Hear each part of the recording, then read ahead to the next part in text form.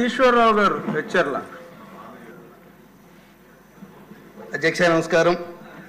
ఇప్పుడు మన నెల్లిమర్ల ఎమ్మెల్యే గారు మేడం గారు మాట్లాడిన విధంగా మేమిద్దరం కలిపి పక్కపక్కనే ఉన్నాం. ఆ కందివలస గడ్డ అనేది వాళ్ళ కాన్స్టిట్యున్సీకి మా కాన్స్టిట్యున్సీకి మధ్యలో ఉంటుంది. అవతల వైపు ఫార్మాన్యూటికల్ కంపెనీస్ ఉన్నాయి, యువతల వైపు కూడా ఫార్మాన్యూటికల్ కంపెనీస్ ఉన్నాయి. హెచ్ఎల్ నియోజకవర్గం రణస్థల మండలంలో అయితే సుమారు 10-15 ఫార్మాన్యూటికల్ కంపెనీస్ పెద్దవి చెప్పుకోదగ్గవి ఉన్నాయి సార్. అరబిందో, రెడ్డిస్ ల్యాబ్స్, ఈ శ్రేయాసు, ఇటువంటి పెద్ద కంపెనీలన్నీ ఉన్నాయి సార్. ఈ కంపెనీలన్నీ 20-30 సంవత్సరాల క్రితం శ్రీకాకుళం జిల్లా బ్యాక్వర్డ్ జిల్లా అని చెప్పి ఇక్కడ డెవలప్మెంట్ కోసమని వచ్చినవి. ఇక్కడ సుమారు ఎకరాకి 3,000-5,000 రూపాయలకి కూడా కొన్ని అక్కడ ప్లాంట్లు పెట్టారు అధ్యక్ష.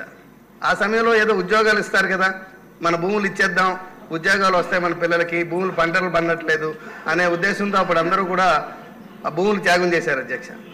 ఇప్పుడు సుమారు 25,000 నుంచి 30,000 మంది ఒక్క రణస్థలం ఉన్న ఫార్మాన్యూటికల్ కంపెనీస్లోనే 30,000 మంది వరకు పనిచేస్తున్నారు అధ్యక్ష. ఇందులో కెమిస్టులు ఉంటారు, అన్స్కిల్ లేబర్ కూడా ఉంటారు అధ్యక్ష. ఈ కంపెనీలు ఉన్నాయని చెప్పి గత 10 సంవత్సరాల నుంచి మా నియోజకవర్గంలో ప్రతి ఇంటికి ఒకరిద్దరు బీఎస్సీ చదివిన స్టూడెంట్లు ఉన్నారు అధ్యక్ష. కానీ ఎవరికి కూడా లోకల్గా ఉద్యోగాలు ఇవ్వట్లేదు. అడిగితే మీ ఇక్కడ చదువుకున్న పిల్లలకి ఎవరికి కూడా సబ్జెక్ట్ లేదు, మేము ఉద్యోగాలు ఇవ్వలేమని చెప్పి విజయవాడ, హైదరాబాద్ ఎక్కడెక్కడి నుంచో దూర ప్రాంతాల నుంచి వాళ్ళు రిక్రూట్ చేసుకుని తెచ్చుకుంటున్నారు అధ్యక్ష. మనకి ఇక్కడ లోకల్ ఎంప్లాయ్మెంట్ ఇవ్వట్లేదు అధ్యక్ష. ఈరోజు మేము ఎంత ప్రయత్నించినప్పటికీ కూడా మేమేమడుగుతున్నామంటే కంపెనీలతోని, నేను శాసనసభ్యునికి ఎన్నికైన తర్వాత కంపెనీ మేనేజ్మెంట్లతో నేను రిక్వెస్ట్ చేసింది ఏంటంటే ట్రైనింగ్ సెంటర్లు పెట్టండి.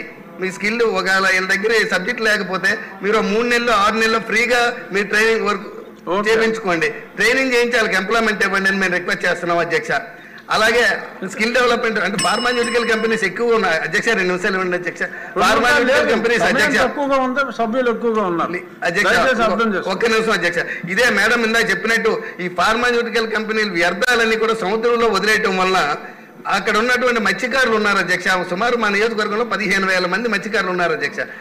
ఆ వ్యర్థాల వల్ల అక్కడ ఫిషింగ్, హంటింగ్ కూడా వెళ్ళే అవకాశం లేదు అధ్యక్ష. వాళ్ళు కూడా అన్ఎంప్లాయ్మెంట్ అవుతున్నారు అధ్యక్ష. సుధాకర్ కోరుతున్నాను.